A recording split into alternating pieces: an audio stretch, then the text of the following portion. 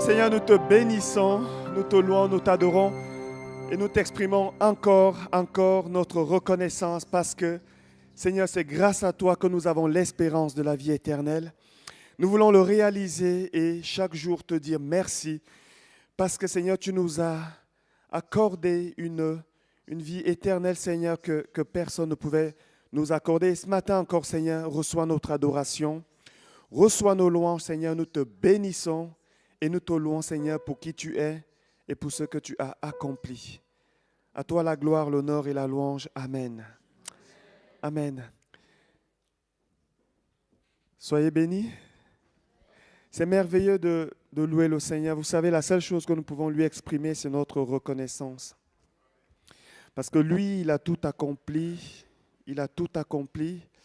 Et il a fait seul à la croix. Il s'est retrouvé seul, même abandonné par son Père, puisque nous le savons, Dieu ne réside pas dans un corps où il y a du péché. Et lorsque Jésus porte le péché de l'humanité, l'Esprit du Père va le quitter. C'est la raison pour laquelle il va crier, « Seigneur, Abba, Abba, pourquoi m'as-tu abandonné ?» Parce qu'il est en train de prendre le péché de tous ceux qui vont croire en lui. Et la raison pour laquelle le Saint-Esprit vient habiter en nous, ce qui n'était pas le cas dans l'Ancien Testament, c'est parce que le sang de Jésus-Christ nous a purifiés. Le sang de Jésus-Christ nous a justifiés. C'est la raison pour laquelle Dieu vient habiter dans un corps d'homme que nous sommes, même si nous commettons encore certains péchés, c'est parce que Jésus nous a revêtus de sa justice. Amen. C'est une bonne nouvelle, c'est une excellente nouvelle et c'est la raison pour laquelle nous devons l'adorer. Pendant qu'on était en train de louer et adorer ce matin, tout à l'heure, et je réalisais qu'au ciel, les anges de Dieu se prosternent devant lui. Certains ferment leurs yeux parce qu'ils ne veulent pas voir la gloire, peut-être parce que ça ne leur est pas permis, ce qui nous sera permis puisque Jésus nous a déjà purifiés. Et on va se tenir devant lui et devant Dieu. Ils se prosternent, les 24 vieillards, ils jettent à terre ce qui fait leur dignité. Ils louent Dieu et ils louent l'agneau pour ce qu'il a accompli à la croix. Pour le sang qui a été versé pour nous, ils se prosternent devant Dieu. Et nous qui avons bénéficié d'un si grand salut, parfois on est là assis, les pieds croisés. Alléluia. Je pense que nous devrions faire mieux que ça. Ce n'est pas une doctrine, ce n'est pas un légalisme, c'est juste une question de bon sens. Et David l'avait compris. David qui était l'homme selon le cœur de Dieu. Lorsqu'il louait Dieu, il oubliait qu'il était roi. Il oubliait qu'il était roi. Il mettait de côté sa couronne, il dansait devant Dieu jusqu'à ce que certaines personnes s'indignent. Tout comme lorsque Jésus va entrer à Jérusalem, certaines personnes bien pensantes, les docteurs de la loi, les pharisiens, qui ont commencé à dire « Même les enfants te louent ». Et Jésus leur dira « S'ils se taisent, les pierres crieront ». En d'autres mots, s'ils ne me louent pas, il y aura un tremblement de terre ici, c'est à vous de choisir. Mes amis, nous devons louer Dieu. Amen. Nous devons l'adorer en esprit et en vérité. Il cherche des adorateurs. Si la Bible dit qu'il cherche, ça veut dire que ce n'est pas quelque chose qu'on trouve partout. À Dieu la gloire. Merci à Josépé. Moi j'ai vécu un temps magnifique dans la louange, dans l'adoration. Gloire à Dieu. Merci Seigneur et merci à chacun de vous d'être là. Je vais passer le micro à Michel, mais j'aimerais ce matin, comme j'ai souvent l'habitude de faire, honorer Dieu ou aussi honorer des personnes. J'aimerais remercier mon compagnon de route, Maxime. Maxime Lafalce, il est un peu comme Caleb. Il a le caractère de Caleb. C'est les deux personnes, le compagnon de Josué. Caleb était un homme discret. Il se faisait discret. Il était là pour soutenir le ministère de Josué. Il aurait pu se dire, mais après tout, Josué et moi, on était là sur la même longueur d'onde. Et là, c'est un qui est devant et moi, je suis là. Il est en retrait. On n'entend pas beaucoup parler de lui. Et pourtant, il était tellement important pour Josué. Un homme de foi qui soutenait Josué. Et je vois Maxime comme cet homme de foi qui est là à côté. Et vraiment, j'aimerais qu'on acclame Dieu et qu'on honore Maxime. Merci beaucoup Maxime. Et bien sûr, à côté d'un homme, il y a une femme, Isabelle.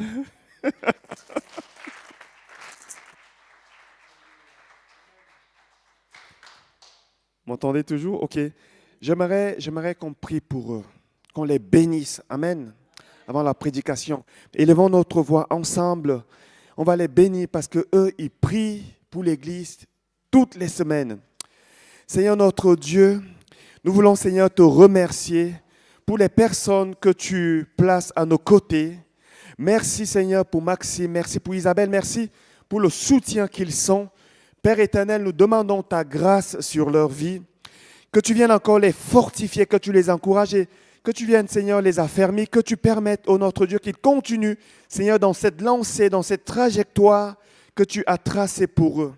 Soutiens-les, bénis-les, garde-les, fortifie-les et mets-les toujours en bénédiction, Seigneur, pour ton Église et pour les personnes que tu mets sur leur chemin.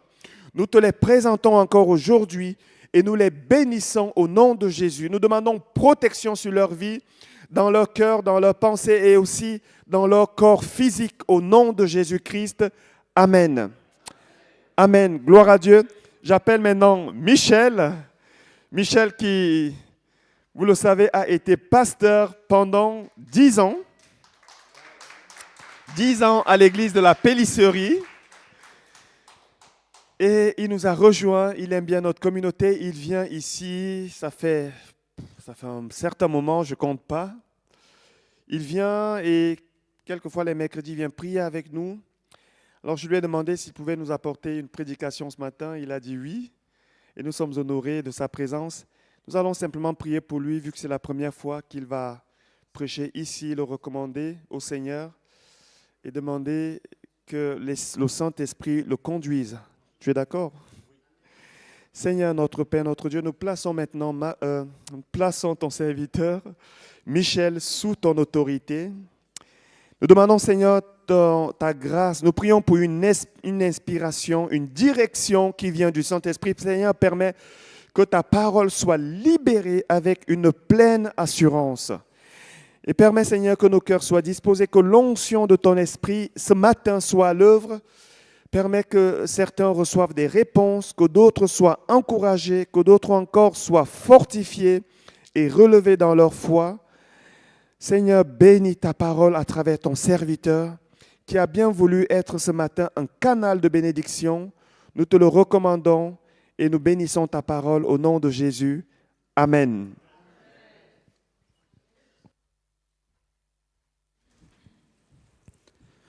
Est-ce que, oui, vous m'entendez?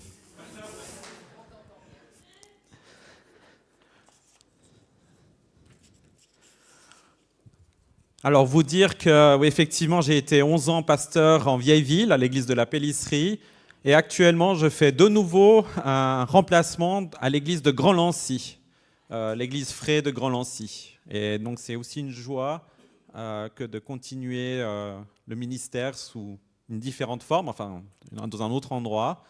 Mais voilà, je vis jour après jour et étape après étape, et je suis très reconnaissant de pouvoir vous apporter ce matin la parole de Dieu. Mes frères et sœurs, est-ce que vous étiez déjà dans une gare et vous aviez un peu de peine à vous y retrouver?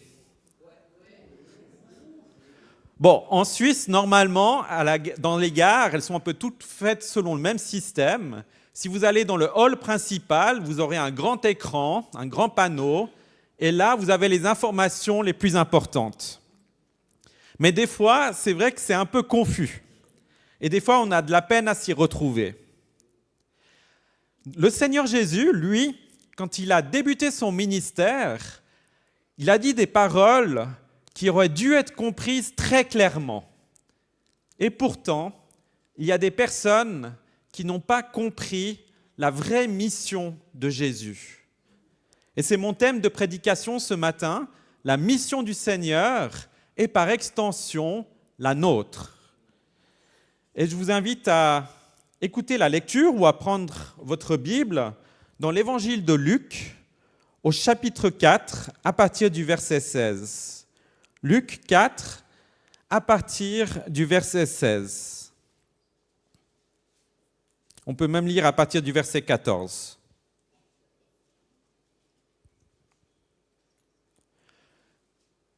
Jésus, revêtu de la puissance de l'Esprit, retourna en Galilée, et sa réputation gagna toute la région.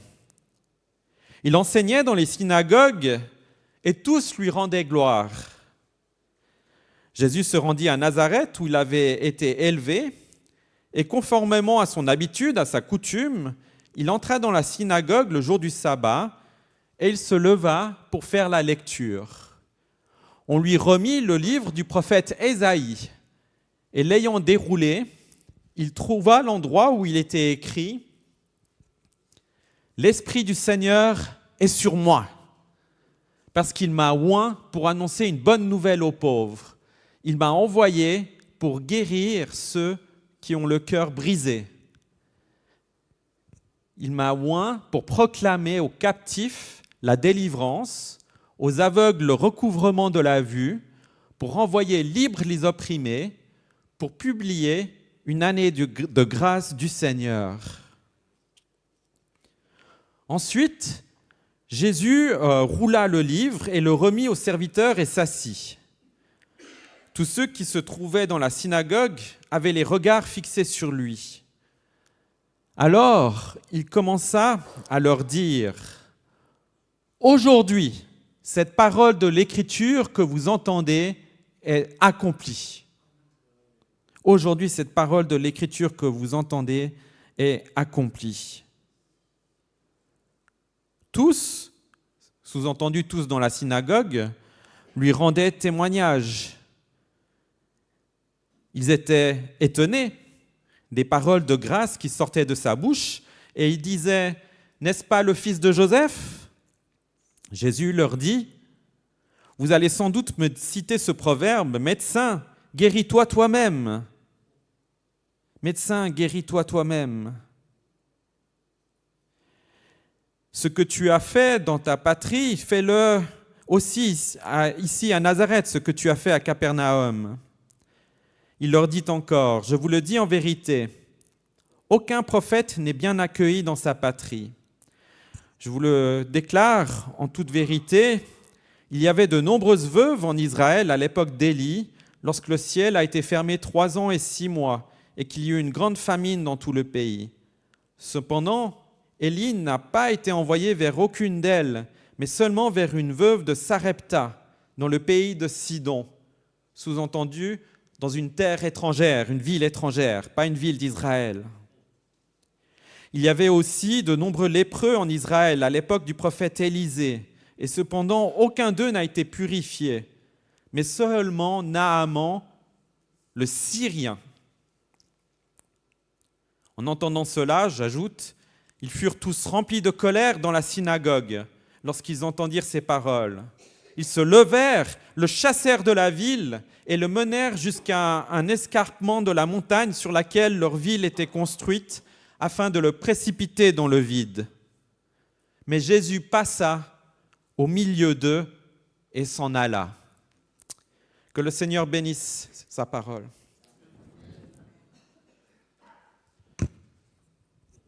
Par rapport à ce passage, je souhaite vraiment essayer de répondre aux questions suivantes. Comment Jésus a présenté sa mission ?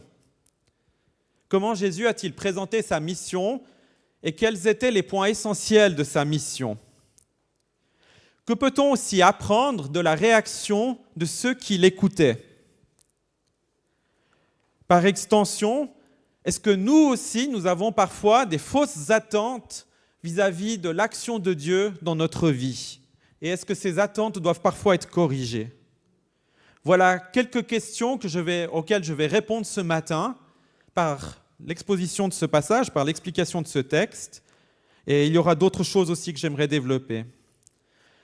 Quand on prend un passage de la parole, une bonne habitude, c'est de regarder le thème général du texte et du livre dans lequel se trouve notre passage. Ici, on est dans l'évangile de Luc. C'est donc un des 4 évangiles. Vous savez probablement qu'il y a 4 évangiles qui nous décrivent Jésus. Et chacun des auteurs des évangiles donne un accent particulier sur la vie de Jésus. L'évangile qu'on connaît peut-être le plus, c'est celui de Jean. Et l'évangile de Jean, c'est souvent celui-là qu'on recommande aux nouveaux convertis ou aux gens qui cherchent Dieu, parce qu'il présente vraiment de manière forte Jésus comme étant le Fils de Dieu. Jésus comme étant celui aussi qui a tout donné pour nous, et il parle beaucoup aussi de l'amour de Jésus pour nous. Il y a aussi l'évangile de Matthieu, et Matthieu, lui, il fait plus le lien entre les prophéties du Premier Testament, de l'Ancien Testament, et la venue de Jésus. Et il présente beaucoup Jésus comme étant le roi, le Messie d'Israël. Et dans Marc, c'est le plus court des évangiles, et dans Marc, on a Jésus comme étant vraiment le serviteur par excellence. Et Marc, c'est un évangile qui est plein d'actions, qui va très vite dans le déroulement des choses. C'est aussi un évangile qu'on recommande à des personnes qui s'intéressent à la foi chrétienne pour qu'elles découvrent Jésus de manière rapide. Mais dans Luc, lui, tout d'abord, il faut dire que c'est le seul évangéliste, c'est le seul auteur d'évangile qui n'était pas juif. C'est déjà intéressant de noter cela. Et dans Luc, il y a plusieurs choses qui sont vraiment mises en évidence. Luc nous parle beaucoup de l'action du Saint-Esprit. Et vous le savez peut-être, mais Luc, il a aussi écrit le livre des Actes. Et là, évidemment, je sais que vous le savez également, dans les livres des Actes, l'action du Saint-Esprit a une très grande importance, elle est centrale. Mais Luc nous parle aussi beaucoup du rapport de Jésus aux gens qui étaient exclus à son époque, aux pauvres, aux femmes également aussi, et aux personnes de ce genre. C'est dans Luc qu'on a par exemple la parabole du bon samaritain.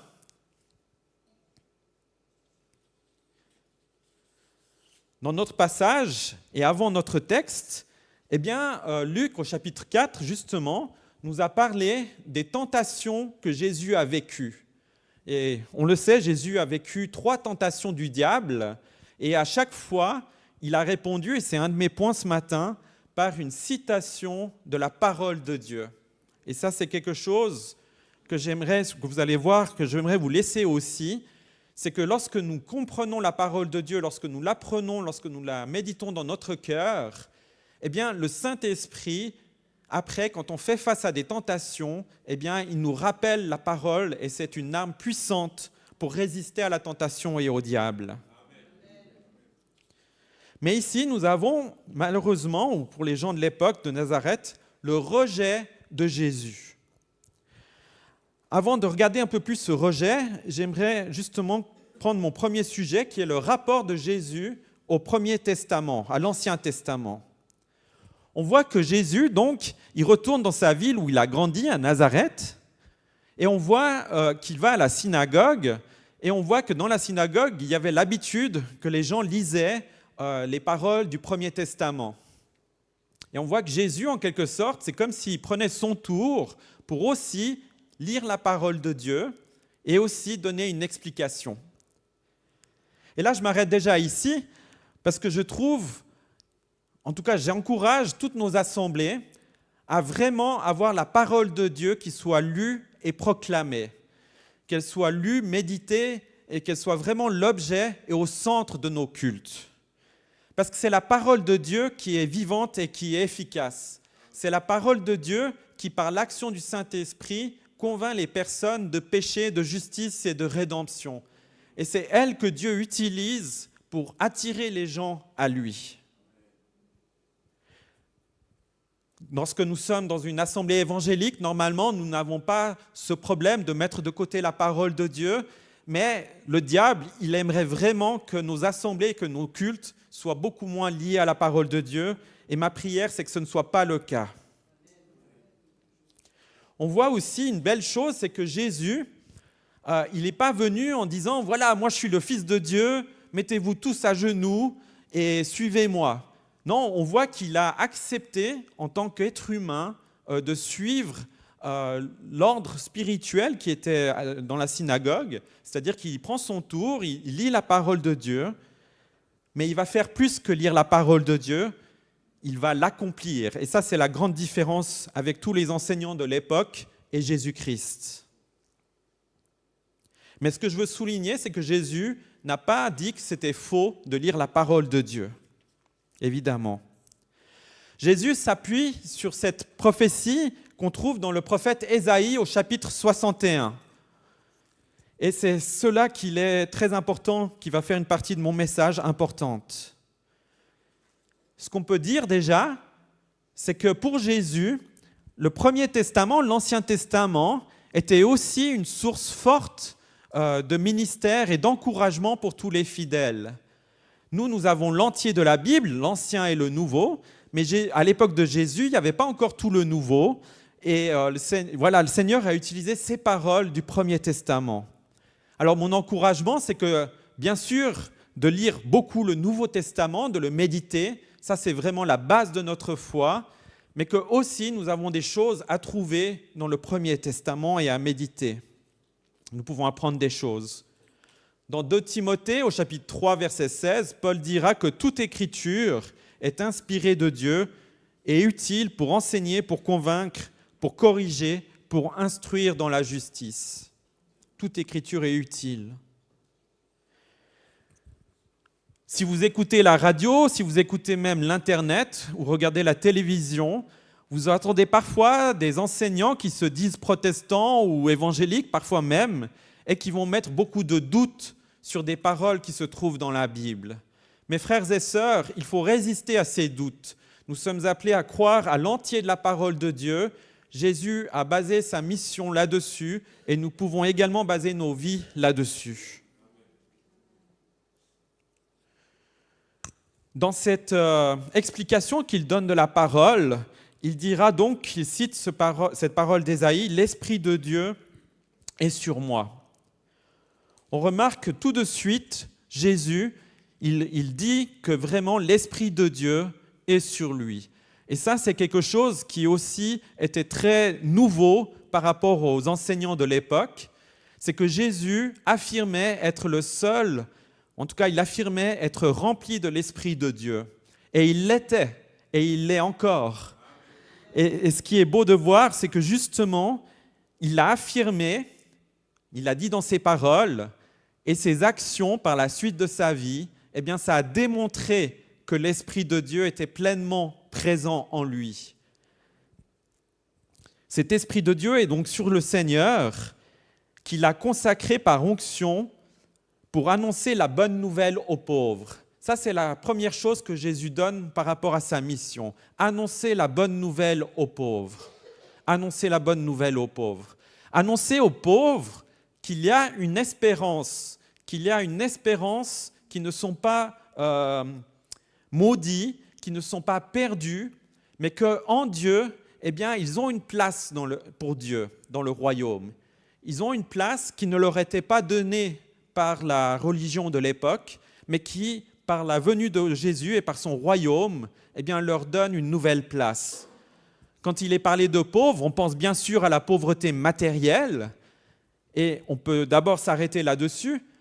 L'Église du 1er siècle a pris très au sérieux cette question-là. Paul a fait une collecte justement pour aider les pauvres qui étaient dans les assemblées et pour soutenir ceux qui étaient dans la pauvreté matérielle. Et c'est très important pour nous aussi d'être d'une manière spéciale et avec discernement, généreux avec ceux qui sont pauvres. D'aider notre prochain que Dieu met sur notre route.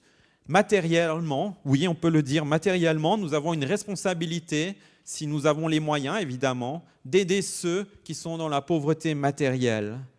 Mais évidemment que Jésus parle aussi de la pauvreté spirituelle, et que ça, c'est un message que nous entendons souvent, que Jésus est celui qui nous a enrichis spirituellement, et qu'il veut toujours nous donner plus de choses dans notre vie.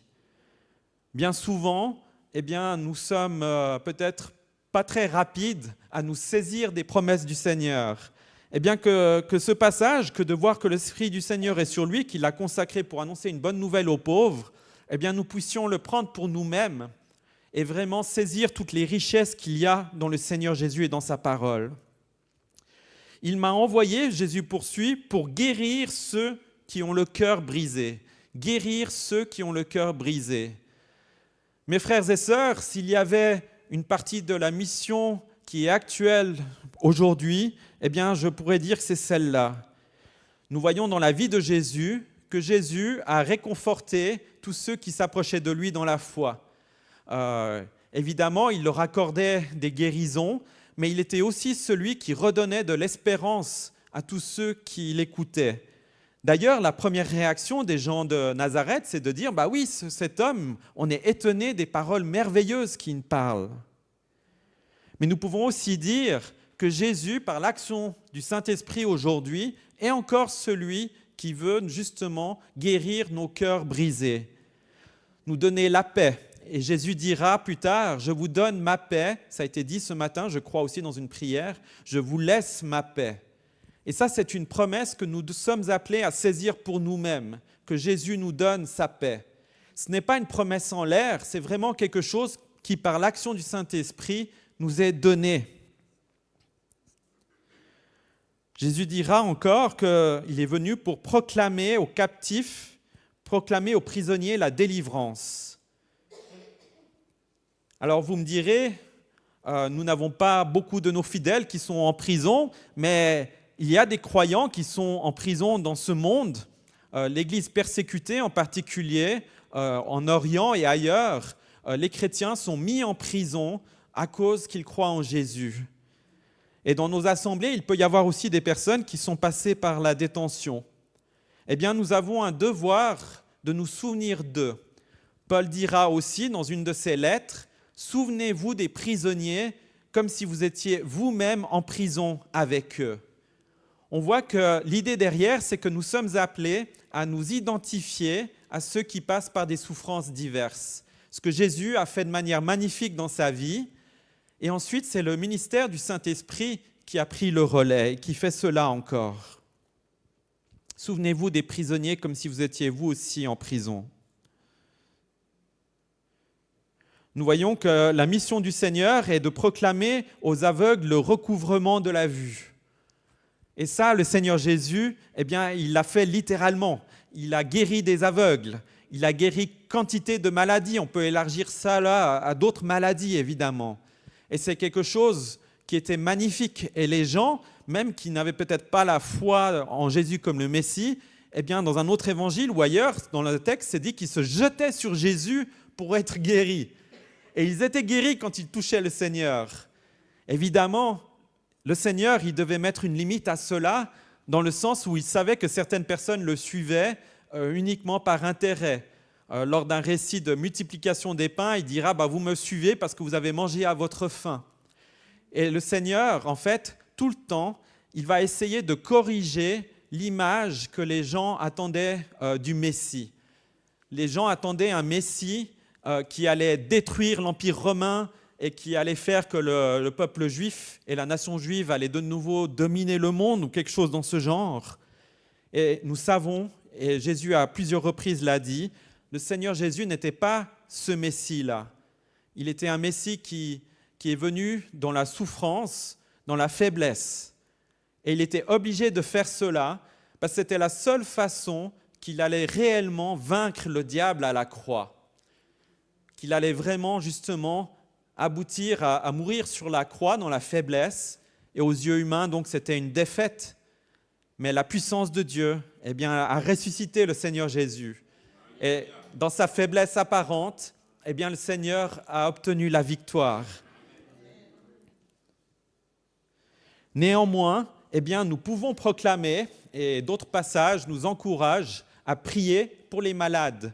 En fait, souvent, moi, ce que j'aime bien faire, c'est de regarder ce que le passage voulait dire pour les gens de l'époque, de regarder ce qu'on peut en dire pour nous aujourd'hui, puis après de regarder dans le reste du Nouveau Testament s'il y a une parole qui correspond et qui est en parallèle. Et ça, je trouve que c'est une bonne façon de lire la parole. Et dans le Nouveau Testament, effectivement, dans l'épître de Jacques, il est dit que si quelqu'un est malade, eh bien, il doit appeler les anciens, les responsables de l'Église, qui doivent l'oindre d'huile. Et il y a une promesse de guérison et de pardon dans ce passage. Mais aussi à la fin de l'évangile de Marc, il est dit que les signes qui accompagneront ceux qui auront cru, eh bien, ça sera qu'ils prieront pour les malades et qu'ils seront guéris. Tout cela, évidemment, ça doit être fait dans la volonté du Seigneur. Et quand le Seigneur n'accorde pas sa guérison, eh bien, il ne faut en tout cas pas remettre en question la foi du malade. En tout cas, moi, je ne le fais pas. Mais c'est plutôt notre foi qu'il faut se poser des questions. Et il faut continuer de prier et continuer à prier pour le malade jusqu'à ce que le Seigneur accorde sa guérison ou qu'il choisisse de faire autrement. Mais voilà, ça c'est bien sûr un sujet délicat. Et mes frères et sœurs qui passaient par la maladie, eh bien, nous prions pour vous. Je prie pour vous et vos responsables prient pour vous. Et sachez que nous nous attendons au Seigneur pour qu'il agisse. Il faut que j'avance, j'imagine le temps passe. Voilà, dans le proclamer aux captifs la délivrance, eh bien, on peut aussi voir que Jésus délivre aujourd'hui de plein d'esclavages divers. Et bien sûr, il y a plein de gens qui sont sous la culpabilité excessive, il y a plein de gens qui sont esclaves de tout plein de choses. Et autour de nous, en tant que chrétiens, eh bien, nous sommes appelés à apporter des paroles pleines d'encouragement et d'espérance. Et de dire, mon ami, si tu ne crois pas en Jésus encore, sache qu'il y a une possibilité que tu sois délivré de cette souffrance, de ces choses terribles dans ta vie.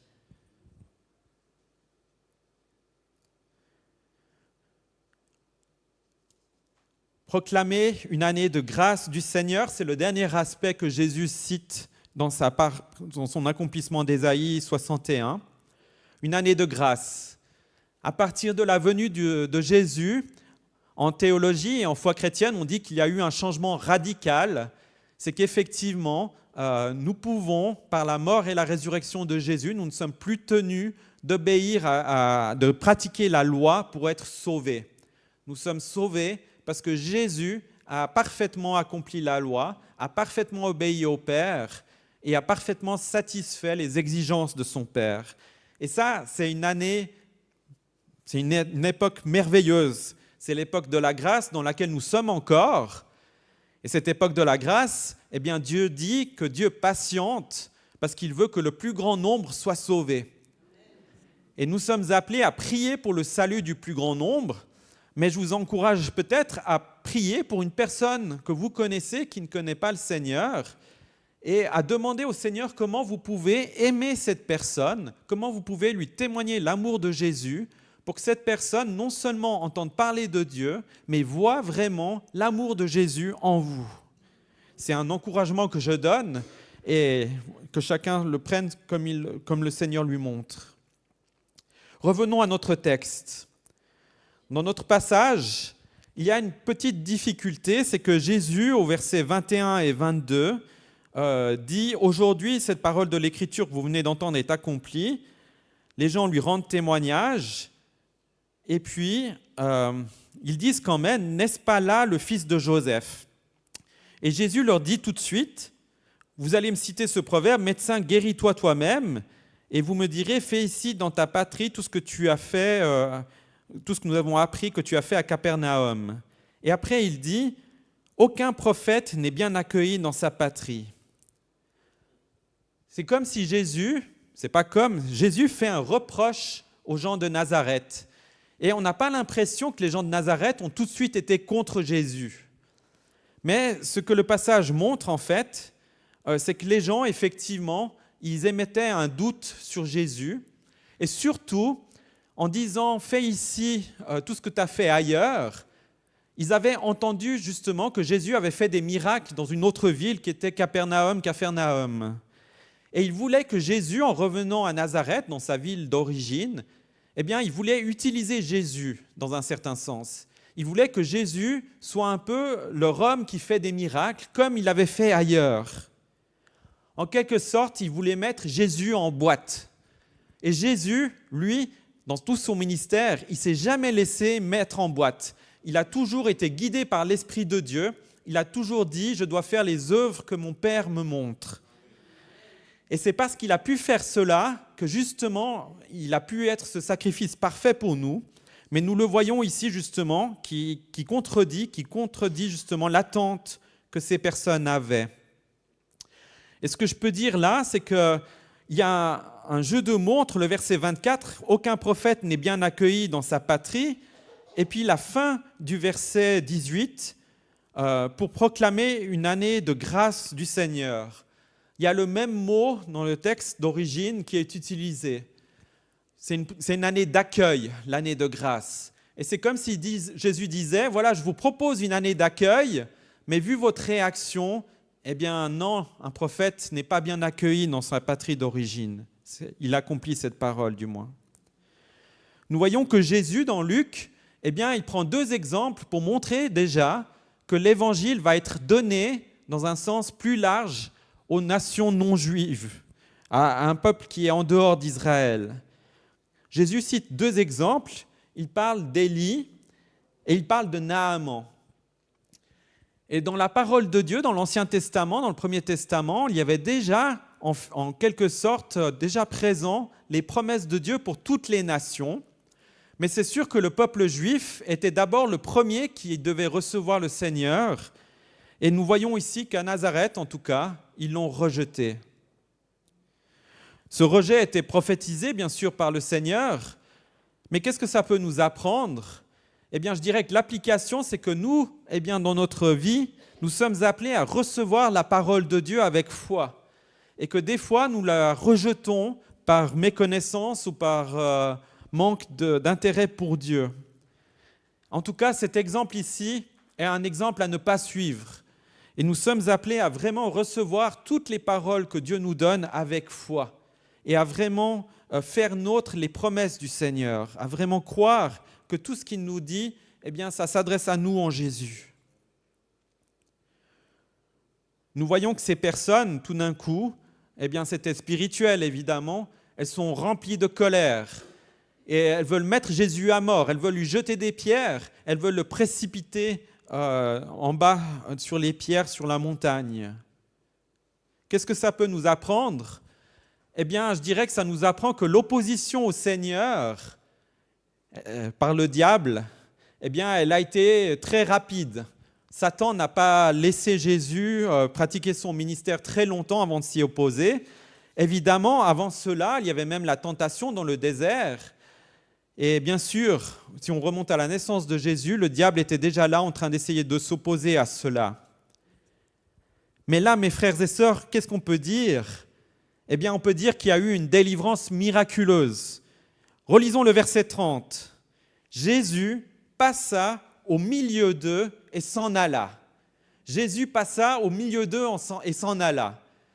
Mes frères et sœurs, si moi tout d'un coup j'ai un groupe de 30 personnes qui viennent vers moi avec des pierres et qui veulent me faire du mal, eh bien je vais prier Dieu, mais la délivrance que Jésus a vécue là, elle est miraculeuse, elle est extraordinaire et elle est très sobre, elle est dite avec des mots très simples. Et des fois, la délivrance de Dieu, elle est aussi de façon très simple. Et quand Dieu a agi dans votre vie, des fois, ça a été de façon très simple, mais c'est très clair dans tous les cas. C'est très limpide. Ce n'est pas quelque chose qui est bizarre et dont on n'est pas sûr. Et en tout cas, le Seigneur, Dieu le Père, veillait sur son Fils. Et Jésus lui-même, eh bien, il veillait sur lui-même. Et par l'Esprit de Dieu, il a été protégé à ce moment-là. J'en viens encore à des applications.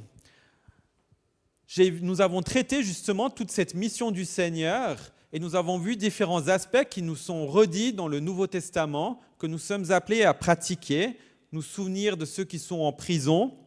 Il y a toutes sortes de prisons qui peuvent exister pour les personnes.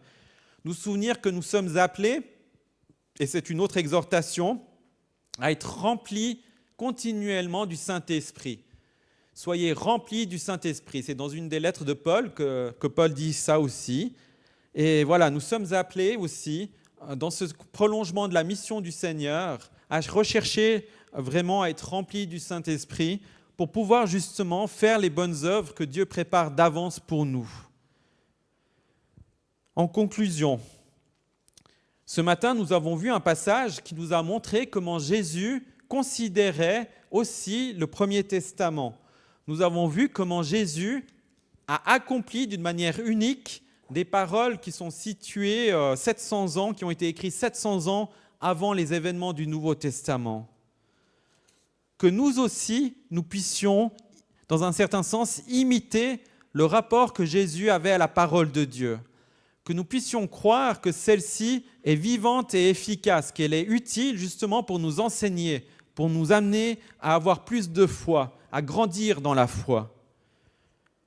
Que nous puissions, à la suite de la mission de Jésus, aussi avoir ce regard sur les gens autour de nous qui ont aussi besoin d'être délivrés de toutes sortes d'esclavage, qu'ils ont aussi besoin de recevoir la consolation du Sauveur et que nous puissions aussi prier pour les gens que Dieu nous met à cœur. Que le Seigneur soit glorifié et que vous soyez encouragés par ce passage. Amen.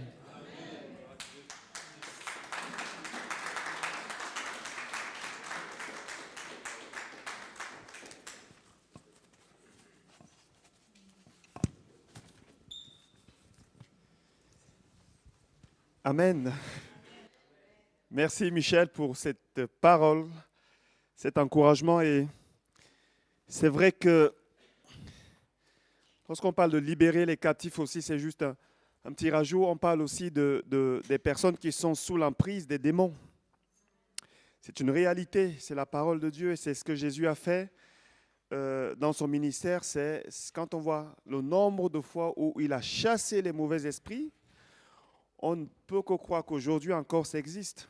Il y a des personnes qui sont là et l'Église a reçu ce mandat, cette autorité pour aller premièrement chasser les démons, imposer les mains aux malades et ainsi de suite.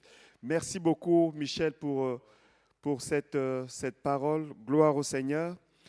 Nous allons, je pense, encore prendre un cantique et ensuite passer aux annonces. Si Josépé et son équipe veulent bien.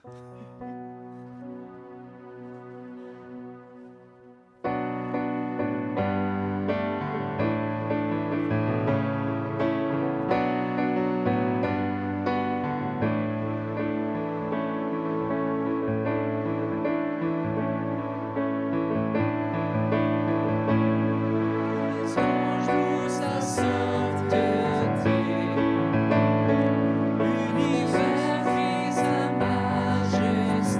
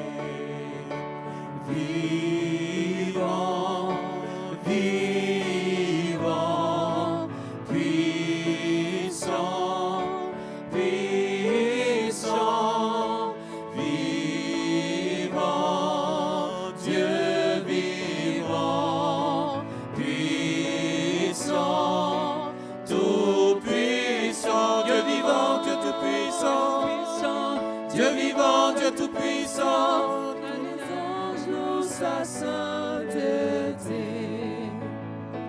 L'univers crie sa majesté. Chantons gloire et puissance, force et louange à l'agneau immolé. À l'agneau immolé. Force et louange à l'agneau immolé. Force et louange à l'agneau immolé. À l'agneau immolé.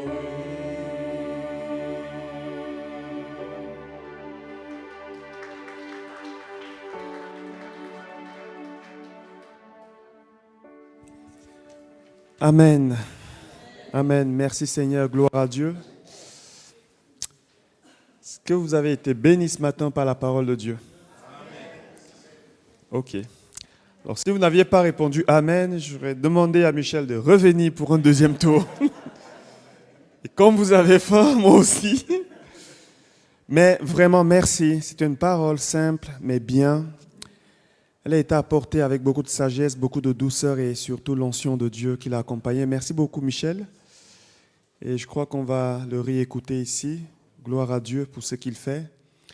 Gardez la parole, gardons la parole de Dieu, mes amis. Lorsqu'elle vient, méditons-la. Faisons comme Marie qui repassait la parole de Dieu dans son cœur. Parce qu'elle est tellement importante. Vous savez, il y a plusieurs personnes qui aimeraient entendre comme ça des prédications en direct, mais elles n'y arrivent pas parce qu'elles sont dans un pays où elles sont tellement persécutées. Je ne veux pas nommer ici les pays, mais il y a certains pays où on ne peut pas prêcher comme ça librement. Il y a certains pays, lorsqu'on vous voit avec la Bible, vous êtes passible d'une peine de prison. Ça existe, c'est des réalités. Et si nous, ici, nous pouvons recevoir comme ça la parole de Dieu, merci Seigneur, que toute la gloire lui revienne. Donc, gardons cette parole précieusement et soyons conscients de la grâce que nous avons. Amen. Amen. Nous allons passer maintenant aux annonces, mais j'aimerais d'abord qu'on prie pour mon ami Jean-Michel. On prie pour lui, je vais appeler Marc, s'il te plaît. En venant ce matin, il est tombé. Il a glissé, il est tombé, il a un petit peu mal à l'épaule gauche, mais vous savez, Jean-Michel, c'est dur. Hein? C'est dur, il est tenace, il a quand même... Ah, maintenant ça va. Alléluia.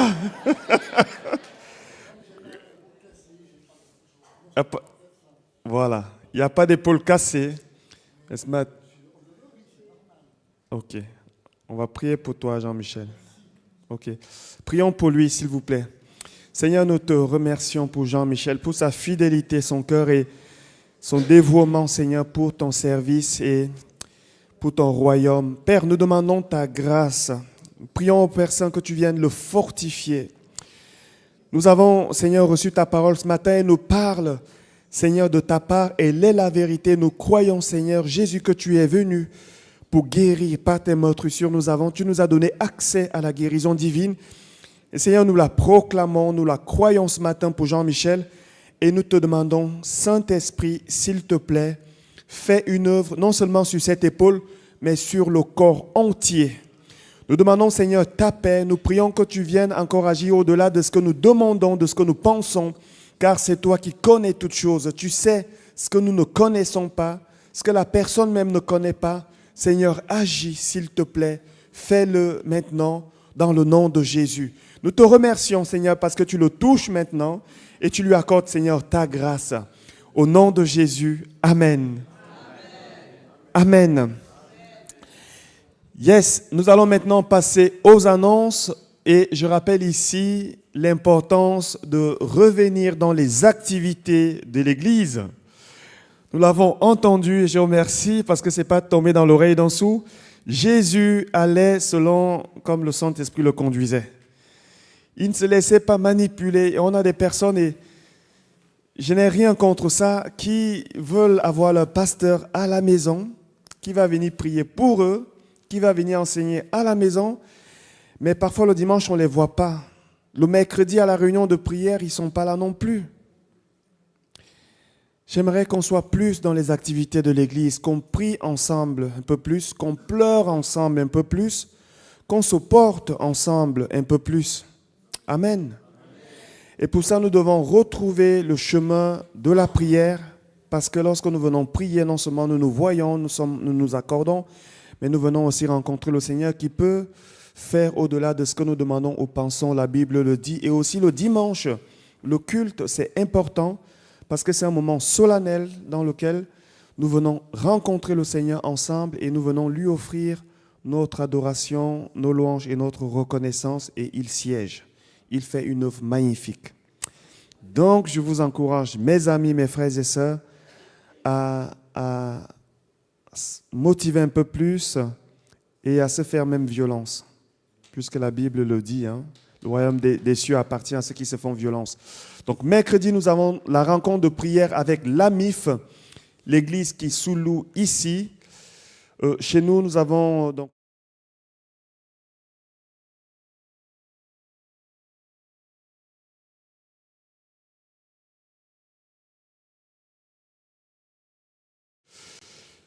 et nous avons besoin de chacune de vos prières.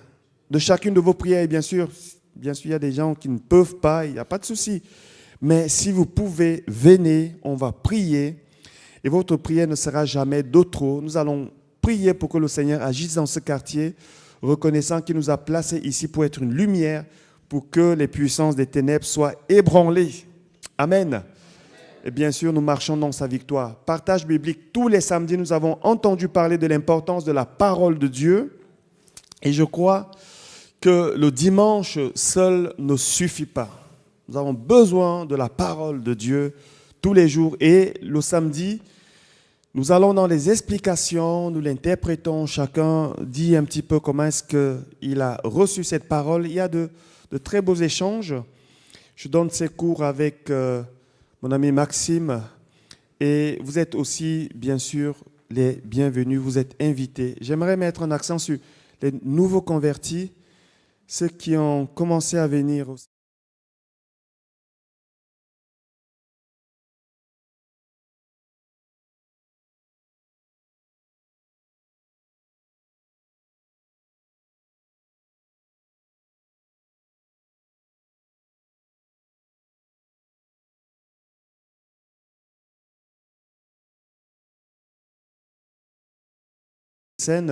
Donc, préparons-nous à venir recevoir, à venir partager le repas du Seigneur. Sanctifions-nous, car c'est important. La Bible parle aussi de ça, de discerner le corps de Christ, de ce qu'il a fait à la croix, et de ne pas le prendre comme ça, juste comme une habitude, ce qui n'est pas, à mon avis, une bonne chose. Le 11 février, donc le dimanche, pas dimanche prochain, mais le dimanche d'après, nous aurons donc notre culte à Palexpo, le culte inter-église, avec toutes les autres églises évangéliques, pentecôtistes, enfin, les églises de réveil à Palexpo. Notez bien cette date, c'est 11 février 2024, de 10h à 16h, parce qu'il y aura un culte le matin et il y aura un culte l'après-midi. Vous avez la possibilité de pique-niquer sur place entre deux ou aller dans des restaurants qui sont juste à côté. Nous recherchons encore une ou deux personnes qui veulent bien garder les enfants. Si vous vous sentez apte à accomplir cette mission, venez vers moi et je vous mettrai en contact avec le président du réseau évangélique de Genève, Thierry. Voilà, que chacun donne comme il a résolu. Jean-Michel, il fait comme la belle-mère de Pierre. On prie pour lui, il est guéri et il va servir le Seigneur. Que chacun donne comme il a résolu. Mais nous l'avons entendu, merci Michel, parce que quand ça vient de quelqu'un d'autre, c'est encore mieux. Soyons généreux. Soyons généreux avec le Seigneur, puisque vous le savez, c'est aussi et surtout pour le royaume des cieux que nous recueillons les dons et les offrandes.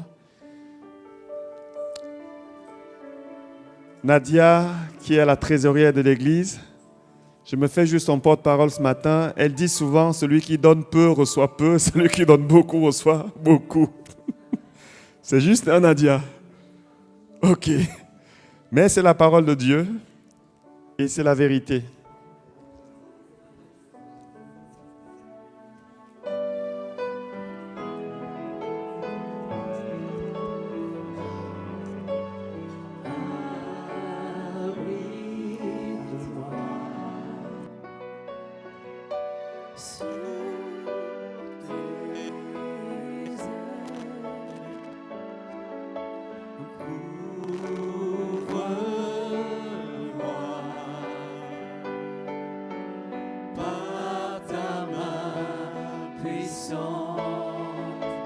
Même si les océans se déchaînent, je les traverserai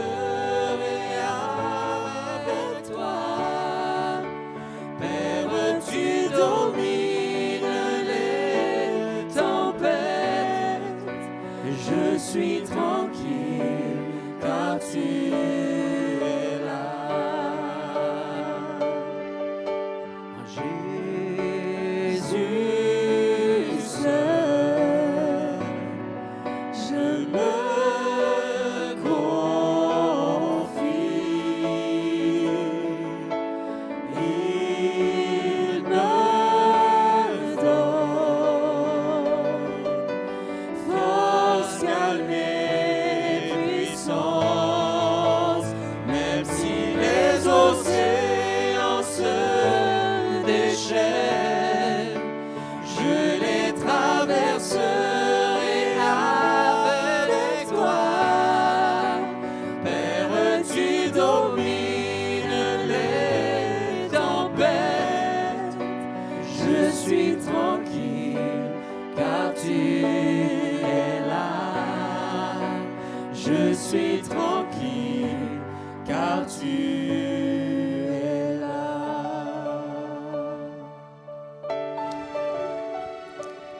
Alléluia.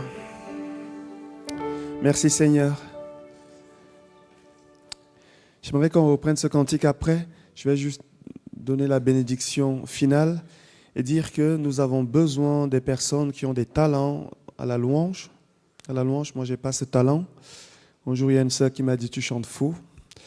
Je lui ai dit « Il n'y a pas de souci, j'adore Dieu avec ce qu'il m'a donné ». Donc, on a besoin des talents. Ce matin, je voulais chanter, mais quand j'ai pris le micro, je me suis rendu compte que ce n'est pas mon don. C'est pour ça que je baisse le micro quand je suis à côté de la louange, pour ne pas faire fuir tout le monde.